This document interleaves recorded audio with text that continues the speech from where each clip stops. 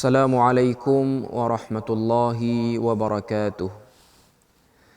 Innal hamdalillah nahmaduhu wa nasta'inuhu wa nastahdihi wa nastaghfiruh wa na'udzu billahi min shururi anfusina wa sayyiati a'malina.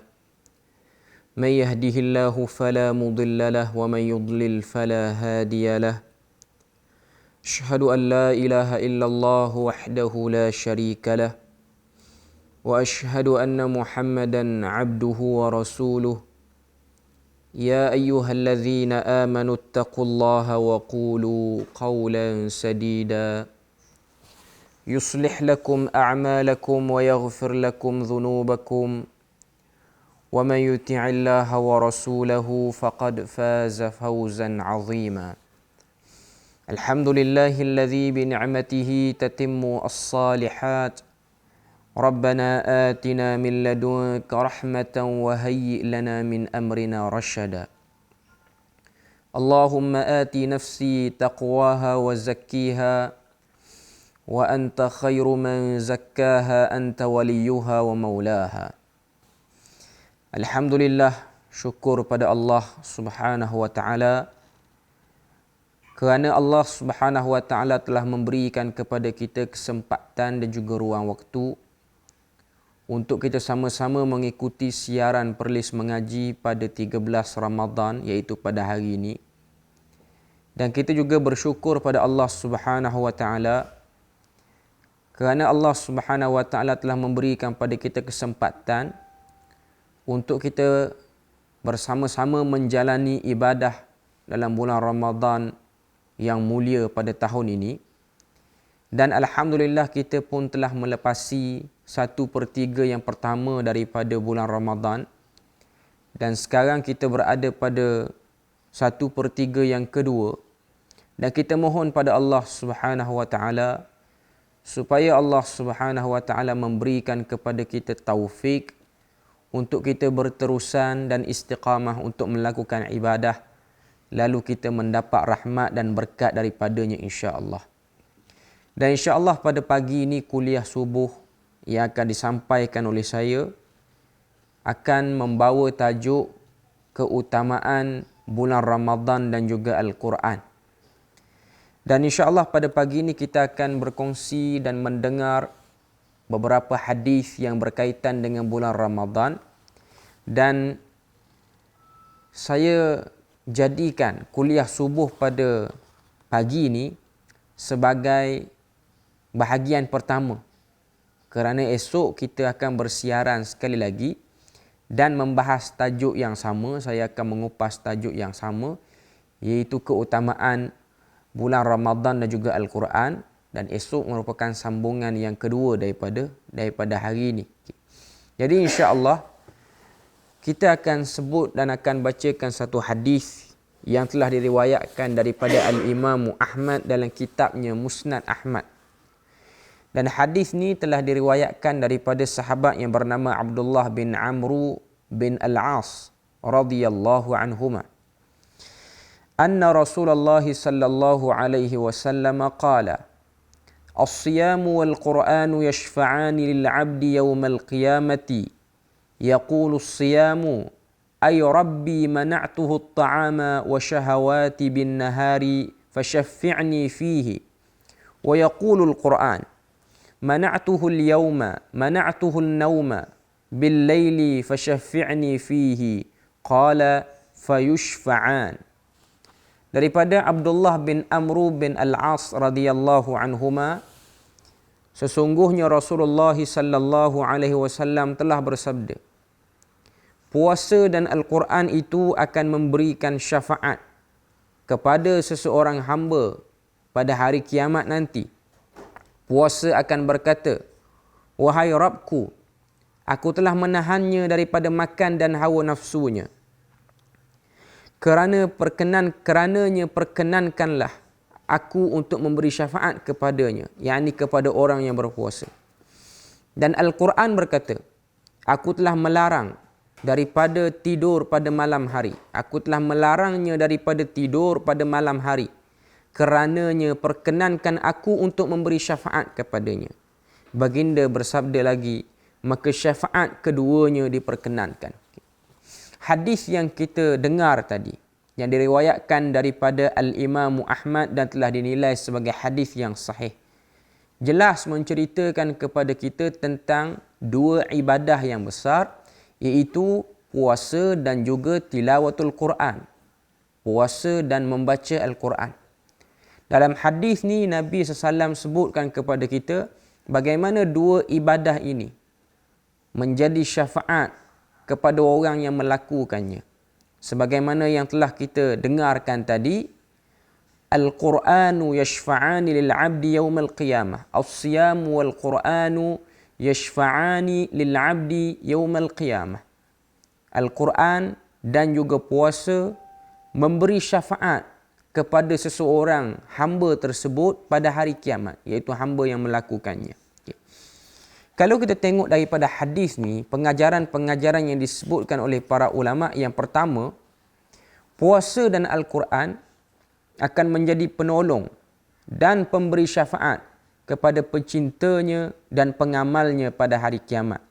Itu pengajaran yang paling jelas kita boleh tengok. Okay. Syafaat dari segi bahasa Melayunya bermaksud pembantu ataupun penolong.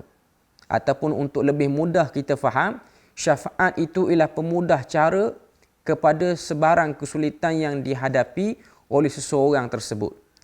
Jadi fungsi syafaat ialah membantu orang yang disyafaatkan tersebut supaya dimudahkan urusannya. Okay. Jadi dalam hadis tadi kita boleh dengar dan kita boleh lihat bagaimana Nabi SAW sebut dua amal ini merupakan syafaat dan pembantu serta pemudah cara kepada orang yang melakukannya. Okay. Seterusnya yang kedua, orang yang berpuasa semasa di dunia, puasa akan menolongnya dan memberi syafaat kerana semasa di dunia dahulu, orang yang berpuasa telah menahan diri daripada makan dan minum di siang hari serta mengekang hawa nafsunya. Okay. Jadi dalam hadis tadi kita boleh tengok, okay, ketika mana Nabi sebut yaqulus siyam ay rabbi mana'tuhu at-ta'ama wasyahawati bin nahar, telah berkata puasa ataupun akan berkata puasa, yakni puasa tu digambarkan sebagai satu makhluk yang boleh bercakap pada hari kiamat. Apa puasa tu akan sebut kepada orang yang melakukan puasa tersebut? Ay rabbi mana'tuhu at-ta'am, wahai Tuhanku, wahai Rabbku, sesungguhnya dia ni yang berpuasa ataupun aku ini puasa telah menghalangnya daripada makan dan juga hawa nafsunya pada waktu siang. Fasyaffi'ni, maka berikanlah aku kebenaran untuk memberi syafaat. Jadi kita boleh tengok daripada hadis ni, Nabi SAW gambarkan dan Nabi cuba beri isyarat daripada hadis ni, apakah yang perlu dilakukan ataupun perkara yang utama bila mana seseorang itu berpuasa. Okay. Bila mana seseorang itu berpuasa, pertama sekali yang jelas kita boleh lihat ialah seseorang itu dia tidak makan dan dia tidak minum. Tidak memasukkan sesuatu benda yang mengenyangkan dan menghilangkan dahaga ke dalam badannya. Okay. Jadi itu umum puasa. Okay. Adakah cukup seseorang itu ataupun puasa jenis ini sahaja? Iaitu puasa tidak makan, tidak minum. Adakah cukup ataupun adakah boleh puasa ni menjadi penyebab seseorang tu dapat syafaat? Tidak, sebab dalam hadis disebutkan ada lagi perkara kedua yang kena dilakukan ataupun perlu dilakukan oleh orang yang berpuasa, iaitu asyahawat. Dia kena tahan hawa nafsunya juga. Maknanya puasa ni ialah tidak makan, tidak minum dan tahan hawa nafsu. Kalau seseorang itu dia hanya tidak makan dan tidak minum, tapi hawa nafsunya masih lagi liar, maka puasa tu bukanlah puasa yang terbaik ataupun puasa yang mampu menjadi syafaat kepada yang melakukannya. Jadi kita boleh tengok, puasa itu ialah tidak makan, tidak minum, menjaga diri daripada perkara yang membatalkan puasa. Seterusnya yang paling penting ialah menjaga hawa nafsu. Dan hawa nafsu ini bukanlah hanya syahwat yang ada pada kemaluan ataupun yang bersifat kemahuan seperti itu. Okay. Tapi hawa nafsu itu skopnya ataupun ruang lingkupnya lebih luas. Nafsu untuk bersembang, bercakap. Sebab ada dalam hadis lain, Nabi SAW sebutkan tentang tidak ada kebaikan bagi orang yang berpuasa, tapi masih lagi melakukan perkara yang sia-sia. Awil jahala bihi, ataupun buat benda-benda yang menunjukkan seseorang itu tidak menjaga maruah dirinya. Bersembang, membuat ataupun bercakap benda-benda yang tidak sepatutnya. Okay. Mungkin tidak makan, tidak minum. Okay. Tapi bersembang ataupun bercakap benda-benda yang tak bermanfaat juga termasuk daripada perkara yang mengurangkan kesempurnaan pahala puasa itu sendiri. Okay. Seterusnya yang ketiga, antara pengajaran yang disebutkan, orang yang menyibukkan diri dengan Al-Quran, yakni membaca hingga terpaksa menyengkang mata di malam hari, Al-Quran akan menjadi syafaat serta penolong di hari kiamat. Okay. Seterusnya, pengajaran yang ketiga yang disebutkan di sini ialah bagaimana selain daripada puasa, orang yang membaca Al-Quran, Al-Quran itu sendiri akan menjadi syafaat kepadanya, iaitu bacaan Al-Quran, tilawatul Quran. Okay. Dan kalau kita tengok dalam hadis disebutkan, kalau kita baca sekali lagi hadis tersebut, Nabi sebut wa yaqulul Qur'anu mana'tuhun naum, dan berkatalah Al-Quran itu mana'tuhun naum, aku telah menghalangnya daripada tidur bil-laili, pada waktu siang, pada waktu malam. Fasyafi'ni, maka berikanlah kebenaran kepadaku untuk beri syafaat. Okay.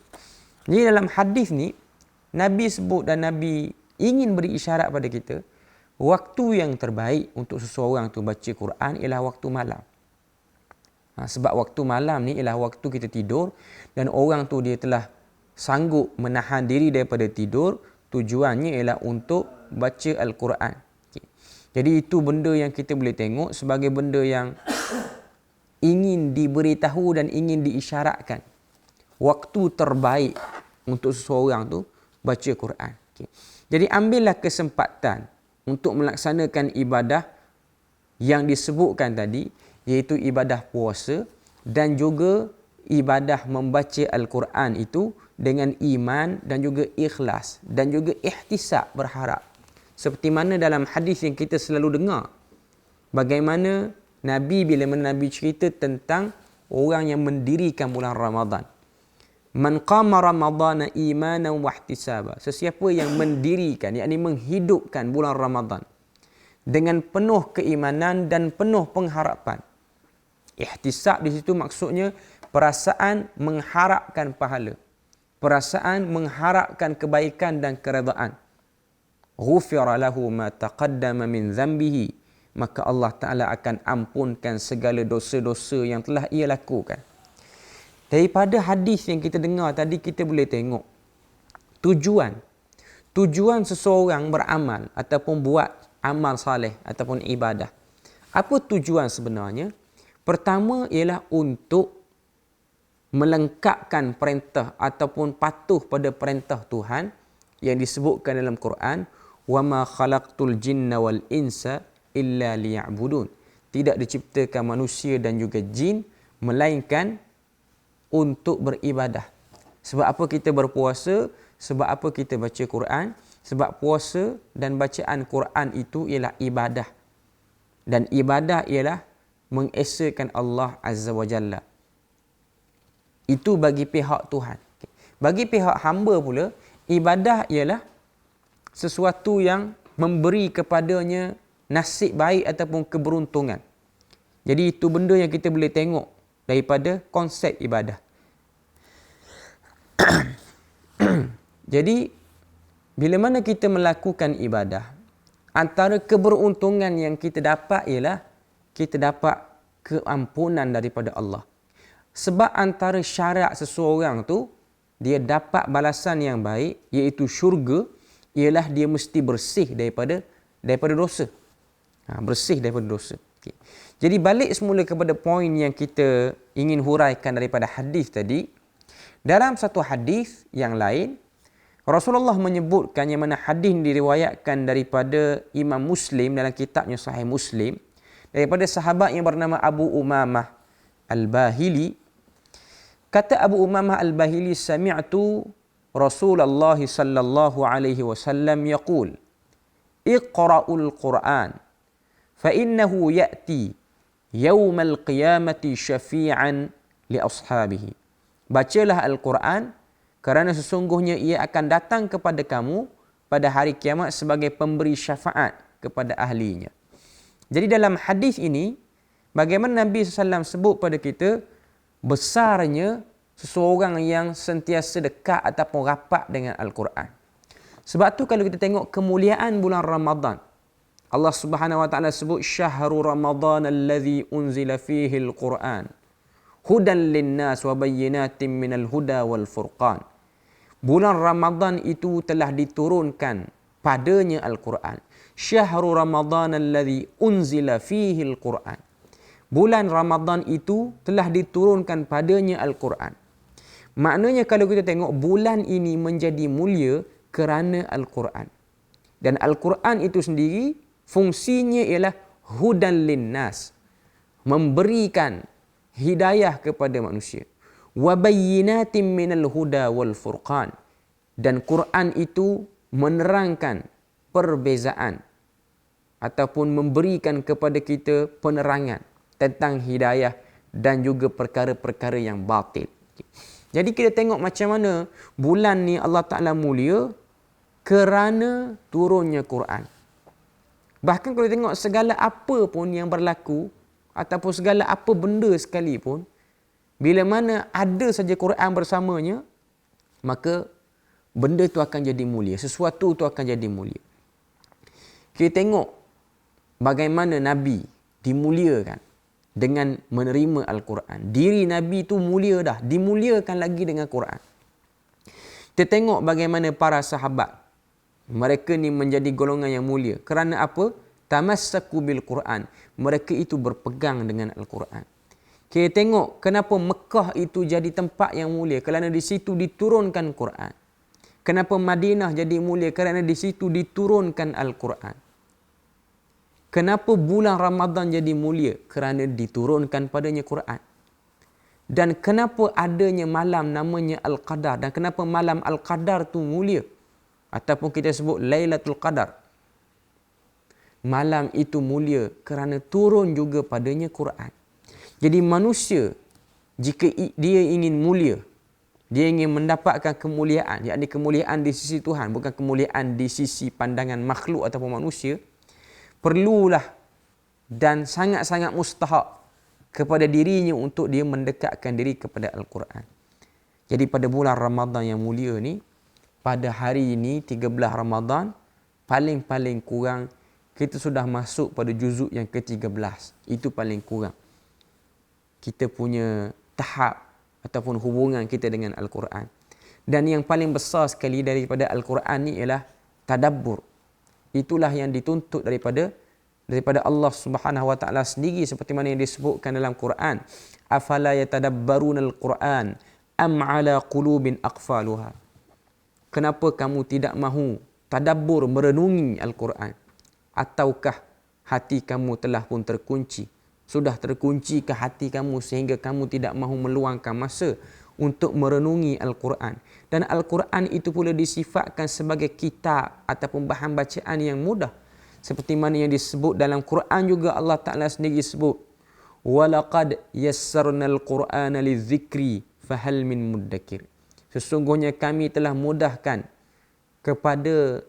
pada Al-Quran itu untuk disebut ataupun difahami.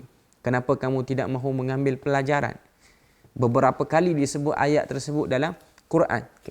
Jadi kita boleh tengok hubungan Ramadan dan Al-Quran terlalu akrab ataupun terlalu rapat. Tidak dimuliakan bulan Ramadan melainkan dengan kemuliaan Al-Quran. Dan tidak masuk seseorang tu dalam bulan Ramadan selain daripada puasa, melainkan dituntut baginya untuk dia memperbanyakkan bacaan Al-Quran. Sebab tu bila mana kita melakukan qiyam ataupun solat tarawih, kita namakan, Dituntut pada kita untuk memperpanjangkan bacaan Al-Quran. Tujuannya ialah untuk menjadikan bulan ini hidup dengan Al-Quran. Seterusnya, sempena dengan memperingati ataupun dengan bacaan hadis tadi, kita semarakkan budaya untuk semakin dekat dengan Al-Quran. Pada bulan seperti bulan Ramadan ni, kita bertadarus. Kita tengok bagaimana Nabi SAW bertadarus. Tadarus ni maksudnya belajar, saling belajar. Tadarus maknanya saling belajar. Bukan baca seorang diri, tapi baca dengan ada kawan yang mendengar bacaan kita, lalu kita memperbetulkan bacaan kita. Kemudian dia baca dan kita dengar bacaan dia. Hatta Nabi sendiri pun melakukan benda yang sama. Iaitu Nabi sendiri melakukan tadarus pada bulan Ramadan bersama dengan Jibril alaihi salam. Dan Nabi akan khatam. Dan pada tahun kewafatan Nabi ataupun tahun terakhir, Nabi khatam sebanyak 2 kali bersama dengan Jibril alaihi salam. Okay. Seterusnya, kita tengok daripada hadis-hadis yang lain, antaranya hadis yang diriwayatkan oleh Al-Imam Muslim daripada sahabat yang bernama Abu Hurairah. Nabi SAW sebut, anna Rasulullah sallallahu alaihi wasallam qala, "Idza jaa Ramadhanu futihat abwabul jannati wa ghulliqat abwabun nar wa suffidatis syayatin."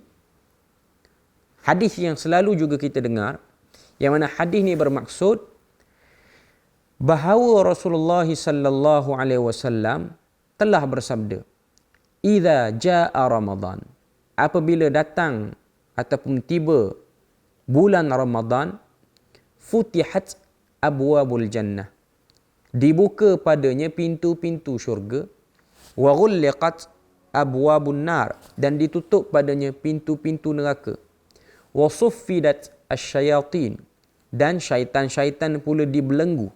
Okay. Jadi dalam hadis yang selalu kita dengar ni, kita boleh tengok apa yang kita boleh ambil manfaat daripada hadis ni. Okay.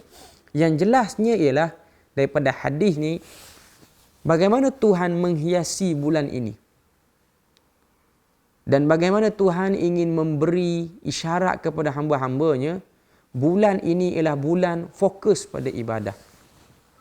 Dan sebaik-baik ibadah dijadikan sebagai pelengkap ataupun perhiasan bagi bulan ini, iaitu ibadah puasa. Sebab dalam hadis yang lain, Nabi SAW sebut, Allah Ta'ala kata, "As-sawmu li wa ana ajzi bihi." Jadi dalam hadis tu Nabi sebut, Allah Ta'ala kata, siam itu ataupun puasa itu ialah untukku, dan akulah yang memberi pahala lipat ganda pada puasa tu. Okay. Maknanya kita boleh tengok dalam bulan Ramadan ni, ibadah yang di-highlightkan, ibadah yang paling jelas ialah puasa. Tidak dipilih ibadah-ibadah lain untuk dijadikan sebagai ibadah utama bagi bulan Ramadan. Sebab kau tengok dalam ibadah-ibadah yang banyak, solat ke apa-apa semua, sedekah dan apa semua, puasa ni antara ibadah yang paling besar dan paling hebat. Sebab puasa ni ialah ibadah yang bersifat berpanjangan. Kita berpuasa bermula daripada terbit fajar sampai tenggelam matahari. Sepanjang-panjang waktu 12 jam ataupun 11 jam ni, sepanjang detik ni kita berada ni, semuanya kita berada dalam keadaan beribadah. Berbeza dengan ibadah lain. Kalau kita solat itu kita dikatakan sedang beribadah ialah bila mana kita mula akad takbir sampailah pada kita beri salam. Lepas tu kita sudah selesai melakukan ibadah. Tapi puasa dia merupakan ibadah yang panjang. Kita boleh tengok bagaimana ibadah ni hebat. Dan puasa juga ibadah yang paling selamat daripada riak. Orang tak akan tahu kita puasa, melainkan kita beritahu pada orang kita puasa. Jadi itu antara benda yang kita boleh tengok. Tuhan pilih ibadah ni, di-highlightkan, dimasukkan, dijadikan ibadah utama. Maknanya bila mana orang sebut bulan Ramadan, first orang akan nampak apa? Puasa. Orang tak nampak lagi solat apa-apa semua. Tapi orang nampak puasa dulu. Orang nampak puasa. Walaupun solat itu berlaku, bacaan Quran itu juga berlaku. Okay. Cuma nak beritahu pada kita, inilah bulan ibadah. Sehingga Tuhan sebut, sehingga Nabi sebut dalam hadis ni bagaimana Tuhan menghiasi bulan ni dengan dibukanya pintu-pintu syurga dan ditutup padanya pintu-pintu neraka. Wasuffidat asyayatin. Dan juga dibelenggu syaitan. Jadi daripada hadis ni, kita boleh tengok yang pertama apa dia. Okay. Yang pertama di sini, Ramadan adalah bulan yang diwajibkan ke atas umat Islam untuk berpuasa. Itu yang paling jelas kita dah sebut tadi. Okay. Yang kedua, Ramadan adalah bulan siam, iaitu bulan seseorang tu menahan diri pada siang hari dan juga qiyam, iaitu seseorang menghidupkan malam. Qiyam ni maksudnya menghidupkan malam. Menghidupkan malam dengan salat, tilawatul Quran, zikir, istighfar, doa dan sebagainya. Dan juga sedekah kita boleh selitkan di sini. Okay. Jadi Nabi tahu kepada kita bahawasanya bagaimana siangnya dipenuhi dengan ibadah. Siang kita dah beribadah. Kita penuhi siang kita dengan ibadah. Terbit fajar tu kita dah start ibadah. Habis tak habis ibadah kita ni bila mana tenggelam matahari, iaitu puasa. Selesai kita berbuka apa semua, kita mulai menghidupkan malam dengan salat. Dengan salat fardunya, kemudian salat qiyamnya. Ada yang nak buat 8 rakaat, ada yang lebih daripada tu. Tapi yang penting di sini ialah seseorang tu dia menghidupkan malam. Siam dan qiyam. Maknanya 24 jam dalam sehari yang kita lalui dalam bulan Ramadan, ibadah yang kita lakukan lebih banyak daripada 24 jam yang kita lalui pada 11 bulan yang lain. Okay, jadi itu benda yang kita boleh tengok dan kita boleh ambil perhatian terhadap bulan ini. Okay. Seterusnya, Ramadan adalah bulan ibadah di mana dibukakan pintu syurga. Mereka yang terus melaksanakan pelbagai perbuatan yang mengandungi ibadah atau kebaikan akan disediakan rahmat Allah untuknya, yakni dipermudahkan urusannya untuk masuk ke dalam syurga. Sebab tu dibukakan pintu syurga. Okay. Kemudian pintu neraka ditutup di bulan Ramadan. Artinya dengan kehadiran bulan Ramadan kita dianjurkan untuk memperbanyakkan amal kebaikan. Sebahagian ulama menyebutkan hikmah daripada hadis dibukakan pintu syurga, ditutup pintu neraka ni, apa dia?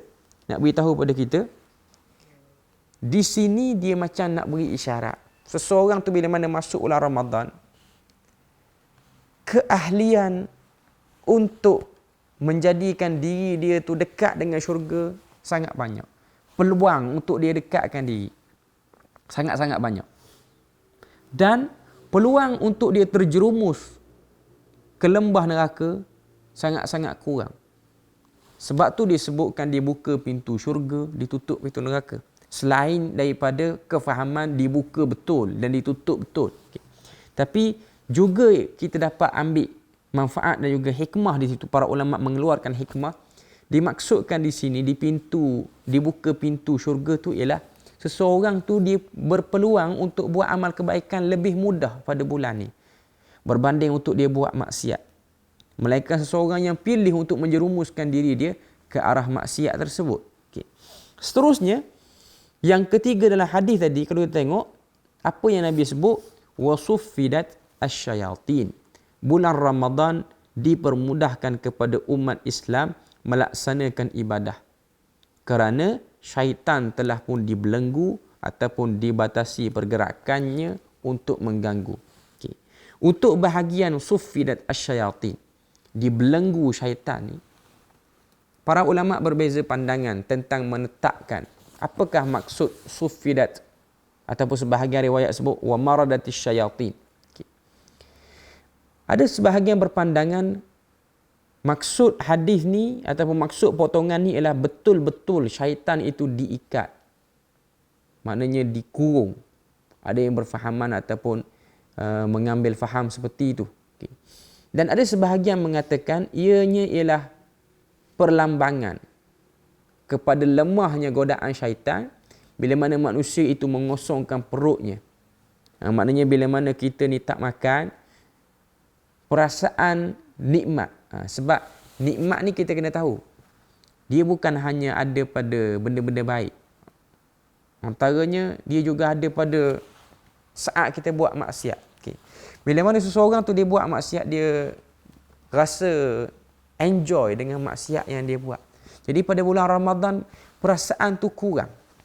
Perasaan tu tidak ada dengan sebab kita dah cut ataupun kita dah, orang kata apa, potong diri kita dengan kita kosongkan perut kita daripada makanan dan minuman. Sebab memenuhi ataupun memenuhkan perut dengan makanan dan minuman ni menyebabkan kita ni agak lengah untuk melakukan ibadah.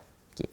Jadi seseorang tu ataupun hadis ni dia macam nak beritahu pada kita, sebahagian ulama kata ianya ialah maksud kepada belenggu syaitan di sini, maksudnya ialah godaan syaitan itu terbatas. Wallahu a'lam, tapi yang pasti berdasarkan hadis ini itulah yang disebutkan oleh Nabi sallallahu alaihi wasallam.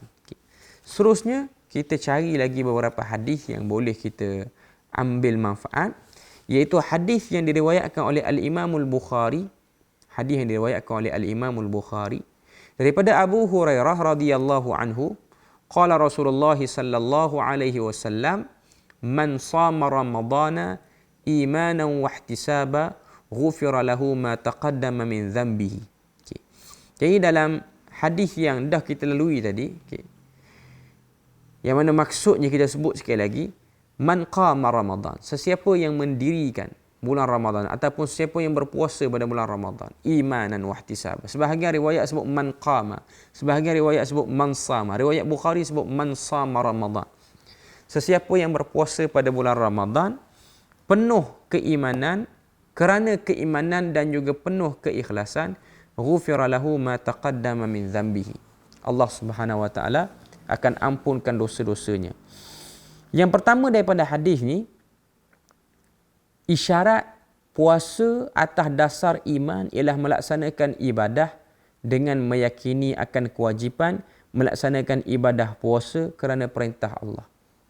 Jadi nak sebut kepada kita, tahan diri ni, tak makan, tak minum ni, dia hanya bukan tahan diri kosong.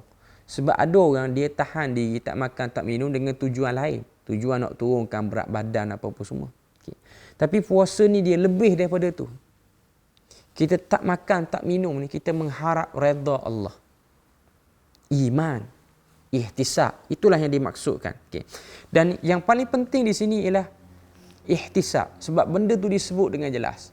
Ihtisab ni ialah kita buat dengan ikhlas dan kita mengharapkan pahala. Mengharapkan pahala daripada perbuatan tersebut. Daripada perbuatan tersebut. Bahkan kalau kita tengok, perasaan ihtisab ni, dia bukan hanya perlu ada pada puasa. Dia perlu ada juga pada ibadah-ibadah yang lain. Perlu ada ketika mana kita berdoa. Perlu ada ataupun ketika mana kita salat, perasaan mengharapkan keredaan Tuhan. Dan dia menunjukkan pada kita, itulah sebenar-benarnya ataupun itulah sebaik-baiknya bila mana kita melakukan ibadah. Kemudian kita sebut satu lagi hadis. An Sahlin radhiyallahu anhu anin Nabi sallallahu alaihi wasallam qala. Hadis ini riwayat daripada Bukhari. Inna fil jannati baban yuqalu lahu ar-rayyan.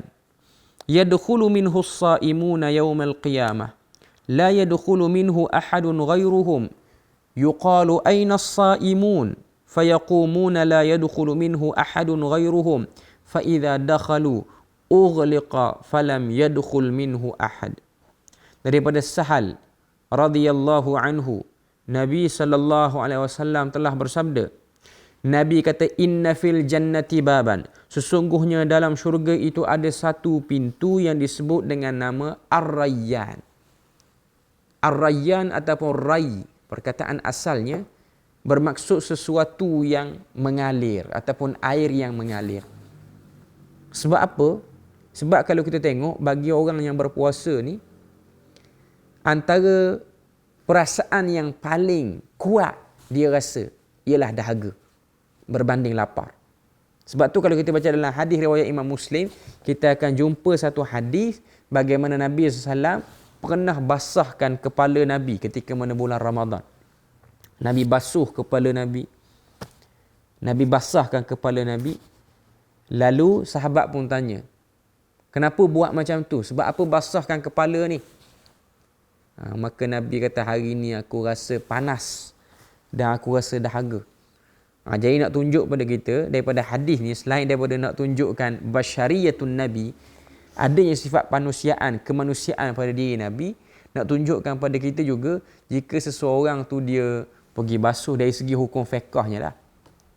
Seseorang tu pergi basuh kepala bila mana dia puasa, benda tu tidak memberi mudarat pun. Tidaklah menyebabkan kita sampai rosak puasa dia, tak. Sebab Nabi sendiri pun melakukan benda tu, dan itu ialah lumrah manusia. Bila mana dia puasa, dia letih dan paling dia rasa ialah dahaga. Okay. Balik pada hadis tadi, kata Nabi SAW, sesungguhnya dalam syurga ni ada satu pintu namanya Ar-Rayyan. Yadkhulu minhu as-saimun. Yang mana pintu ni tak akan masuk padanya melainkan orang-orang yang berpuasa. Laluan khusus ke syurga. Pintu khusus ke syurga hanya bagi orang yang berpuasa.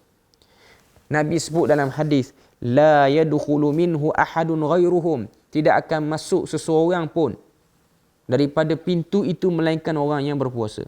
Yuqalu aina as-saimun, dan akan diseru, di manakah orang-orang yang berpuasa? Fayaqumun, maka mereka pun berdiri. La yadkhulu minhu ahadun ghairuhum. Tidak akan masuk daripada pintu tu. Orang-orang lain tak akan masuk. Fa idza dakhalu ughliqa falam yadkhul minhu ahad. Apabila seseorang ataupun orang berpuasa dah masuk melalui pintu ni ke syurga, maka pintu tu akan ditutup dan tak akan masuk lagi padanya satu orang lain pun. Tak akan masuk. Okay. Jadi kita tengok sikit pengajaran hadis ni. Yang pertama, orang berpuasa pada hari kiamat akan memasuki syurga melalui pintu Ar-Rayyan. Pintu khusus bagi orang yang berpuasa. Yang mana kita tahu, pintu syurga ni ada 8. Okay. Satunya ialah untuk orang yang berpuasa, iaitu namanya Ar-Rayyan. Okay. Tidak akan ada orang lain yang memasuki syurga melalui pintu Ar-Rayyan kecuali orang yang berpuasa. Jadi itu juga benda yang disebutkan di sini. Okay. Seterusnya, apabila semua orang yang berpuasa telah memasuki syurga melalui pintu ini, pintu tersebut akan ditutup rapat. Jadi ini keistimewaan bagi orang yang berpuasa. Ini keistimewaan bagi orang yang berpuasa. Okay. Jadi kita boleh tengok bagaimana Allah Subhanahu Wa Taala muliakan orang-orang yang berpuasa. Kemuliaan yang sangat besar dan sangat hebat. Okay. Dan saya kira hadis-hadis yang dah kita sebut tadi ialah hadis-hadis yang saban tahun kita selalu dengar. Bahkan mungkin kita terhafal dengan sebab banyak kali kita mendengar. Okay. Tapi walau macam mana pun, kita akan selalu membaca, akan selalu mengulang hadis-hadis ni. Tujuannya ialah untuk memberi kemantapan. Sebab tu kalau kita tengok dalam kehidupan Nabi dan juga para sahabat, ada setengah perkataan tu Nabi ulang sampai 9, lebih pada 10 kataan yang sama. Dan sahabat perasan benda tu. Okay. Adakah sahabat tidak dapat ambil manfaat? Ataupun sahabat ni pelupa sehingga kena sebut lebih daripada 5-6 kali? Bukan. Tidak lain tidak bukan. Pengulangan tersebut ialah untuk memantapkan. Ataupun untuk memberi sesuatu yang orang kata apa, kekuatan, memberi kekuatan bagi orang tersebut. Okay. Jadi itu benda yang kita boleh tengok dengan jelas. Okay. Jadi bila mana kita selalu membaca hadis-hadis ni, mudah-mudahan walaupun benda ni kita mungkin rasa macam simple je.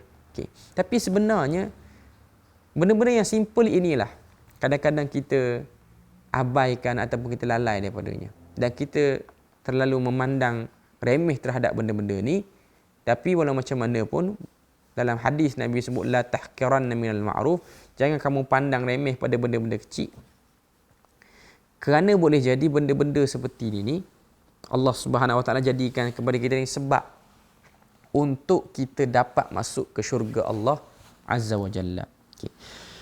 Jadi kita mohon kepada Allah Subhanahu Wa Taala supaya kita menjadi orang-orang yang diberi keberkatan, diberi kebaikan bila mana kita berada dalam bulan Ramadan ni. Seperti mana yang disebut tentang bahagian-bahagian baik ataupun benda-benda baik bagi orang berpuasa, kita berharap kita dapat daripada bahagian tu. Kita berharap puasa kita mengampunkan ataupun menghapuskan dosa kita. Jadi itu benda yang kita harapkan bila mana kita berpuasa. Okay. Jadi sebagai penutupnya kita bermohon kepada Allah Subhanahu Wa Taala supaya Allah Subhanahu Wa Taala berikan kepada kita kekuatan untuk sentiasa melakukan amal ibadah sampai kepada penghujungnya. Kita tak mahu jadi orang yang bersemangat pada awal tapi kita sudah lemah semangat pada pengakhirannya. Dan alhamdulillah pada bulan Ramadan tahun ni waktu kita di rumah lebih banyak berbanding waktu kita di tempat lain. Jadi kita dapat luang masa banyak untuk melakukan ibadah. Dan kita mohon kepada Allah Ta'ala supaya Allah Ta'ala jadikan bulan Ramadan yang kita lalui pada tahun ni menjadi Ramadan yang paling terbaik kepada kita. Okay. Jadi setakat tu saja kita punya perbahasan pada pagi ini berkenaan dengan keutamaan bulan Ramadan dan Al-Quran untuk bahagian pertama. Dan insya-Allah pada esok pagi sekali lagi kita akan bersiaran. Saya akan bahaskan hadis-hadis yang lebih menjurus kepada Al-Quran, keutamaan Al-Quran. Hari ini kita dah banyak cerita tentang puasa, kelebihannya, kumpulan ataupun balasan orang yang berpuasa. Apa perasaan yang perlu ada pada diri orang yang berpuasa. Esok kita akan cerita tentang Quran, kemuliaan Quran, hadis-hadis yang berkait dengan saranan berkenaan dengan Quran. Jadi setakat itu saja. Semoga Allah Ta'ala beri pada kita rahmat dan juga berkat. Subhanakallahumma wa bihamdik. Asyhadu an la ilaha illa anta wa astaghfiruka wa atubu ilaik. Wassalamualaikum warahmatullahi wabarakatuh.